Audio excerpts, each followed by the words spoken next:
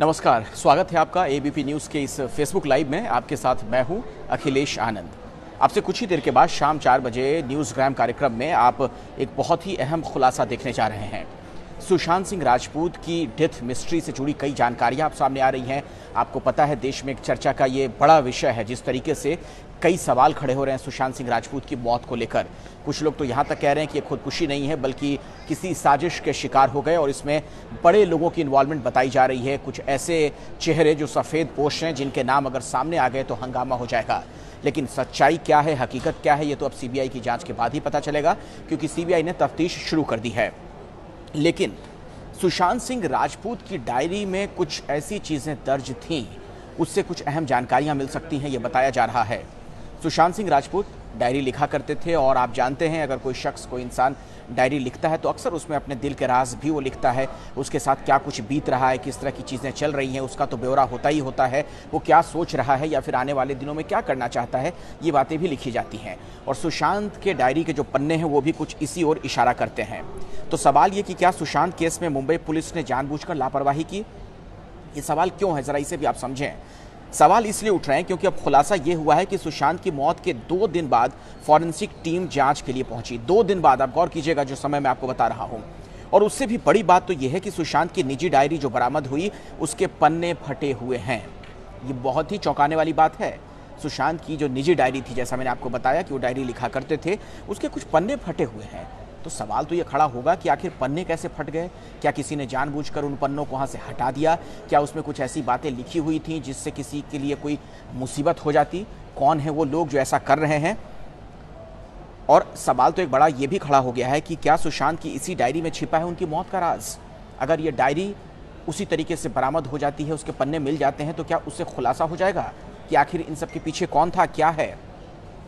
Sushant Rajput diary लिखते थे, personal diary, लेकिन उस डायरी में ऐसा क्या था? अब यह खुलासा हुआ है कि उस डायरी के कुछ पन्ने फटे हुए मिले हैं, जो एक ताज़ा जानकारी निकल कर सामने आ रही है। क्या मौत से पहले चल रही उथल पुथल को सुशांत सिंह राजपूत ने अपनी डायरी में समेटा था और किसी साजिश के तहत उसे फाड़कर हटा दिया गया उन पन्नों को?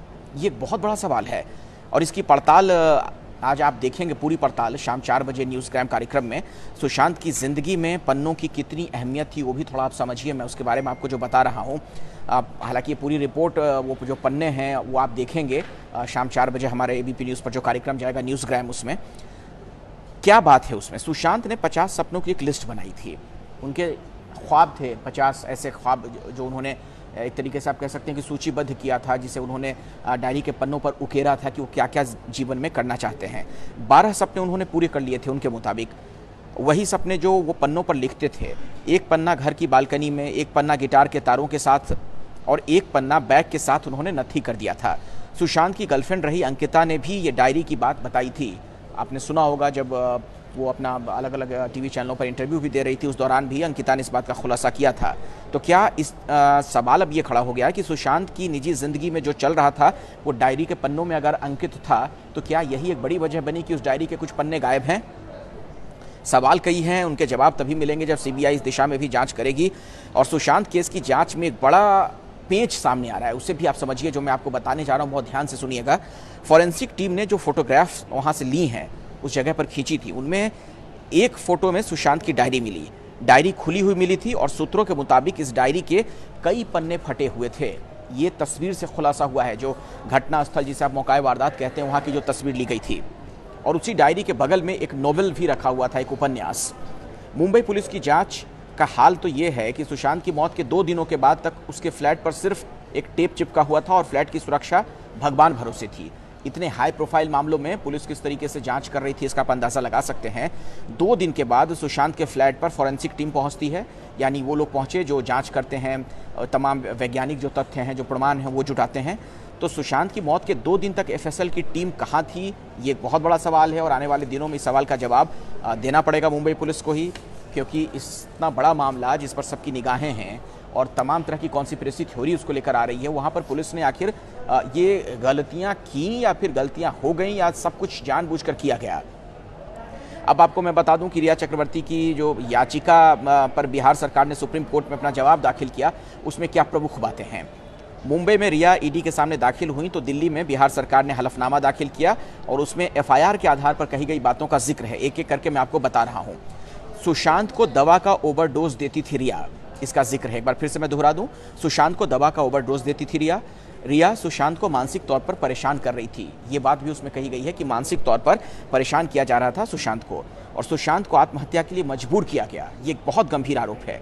इन सब के अलावा रिया ने सुशांत के बैंक अकाउंट्स डिटेल को हासिल किया था। बैंक अकाउंट से अपने हिसाब से लेन देन उन्होंने किया। संज्ञेय अपराध की जानकारी मिलने पर एफआईआर दर्ज कराना पुलिस की जिम्मेदारी है।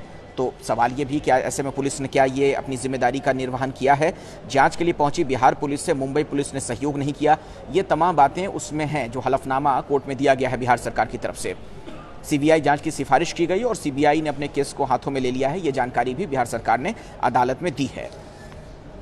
इसके अलावा जो आज अहम बात है वो ये है कि रिया चक्रवर्ती ईडी के दफ्तर में पहुंची पूछताछ के लिए।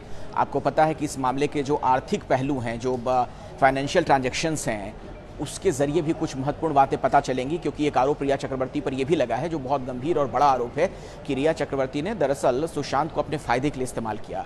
उनके अकाउंट्स का एक्सेस उनके पास था और लाखों करोड़ों रुपए के हेरफेर के गंभीर आरोप हैं। तो इसीलिए जो प्रवर्तन निदेशालय है, इन्फोर्समेंट डायरेक्टरेट, उसे जांच का जिम्मा दिया गया है और आज ईडी के सामने रिया पेश हुई थी। तो क्या ये रिया ने वहाँ पर जानकारी दी है, क्या बताया उन्होंने, ये शाम 4 बजे आप एबीपी न्यूज़ पर न्यूज़ग्राम में मेरे साथ देखने वाले हैं। इसके अलावा मैं आपको कुछ अहम बात और भी बता दूं कि ईडी की जांच के घेरे में रिया क्यों आई हैं, ये भी समझना ज़रूरी है, क्योंकि आपके जहन में शायद ये सवाल हो कि जब सीबीआई इस पूरे मामले की जांच कर ही रही है तो फिर ईडी क्यों? उसके पीछे वजह है कि सुशांत के पिता ने जो एफआईआर दर्ज कराई थी उसमें कुछ गंभीर आरोप हैं। सुशांत के खाते में 17 करोड़ थे, जिनमें से 15 करोड़ रुपए निकाल लिए गए। उनके सभी बैंक खातों की जाँच की जाए कि रिया ने सुशांत से कितने पैसे अपने और परिवार के लिए ठगे हैं, इस शब्द का इस्तेमाल किया गया था। इसलिए भी एक वजह कि ईडी को जांच का जिम्मा दिया गया। इसके अलावा मैं आपको बता दूं, कहा यह भी गया है कि इन पैसों की मनी ट्रेल को समझने के लिए ईडी ने रिया से 50 सवालों की लिस्ट जो तैयार की थी, उसी के आसपास पूछताछ की गई है। उसमें एक बड़ा महत्वपूर्ण सवाल ये कि ईडी के अधिकारियों ने पूछा रिया चक्रवर्ती से कि आप सुशांत के संपर्क में कैसे आईं, क्या आप लिव इन में रह रही थी? चूँकि इस बारे में खुद जिक्र किया था, जानकारी दी थी रिया चक्रवर्ती ने। सुशांत सिंह के घर आपके परिवार के और लोग भी रहते थे क्या, ये सवाल भी पूछा गया है।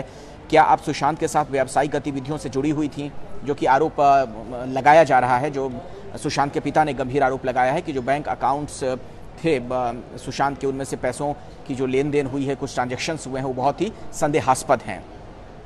क्या सुशांत का खाता आप ऑपरेट करती थी? रिया चक्रवर्ती से सवाल पूछा ईडी के अधिकारियों ने। और क्या आपने सुशांत से कभी कोई वसीयत बनवाई? क्या सुशांत ने पिछले 6 महीनों के दौरान आपको कोई बड़ा गिफ्ट दिया?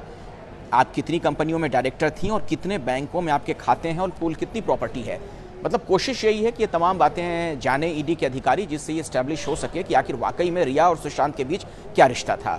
बार बार जो साजिश वाली बात आ रही है, उसका खुलासा इसी से होगा। तो ये तमाम खबरें, तमाम जानकारियां आप शाम 4 बजे मेरे साथ न्यूज़ग्राम कार्यक्रम में देखने वाले हैं। ज़रूर जुड़िएगा मेरे साथ, ताकि आपको ये पता चल सके कि आज जो ईडी की पूछताछ हुई है रिया ने, उसमें क्या जानकारी दी है और ये सुशांत का मामला कहां तक पहुंचा है। बाकी खबरों के लिए भी आप हमारे साथ जुड़े रहें और लगातार ब्रेकिंग न्यूज़ से लेकर हर अपडेट एबीपी न्यूज़ पर आप देखते हैं। नमस्कार।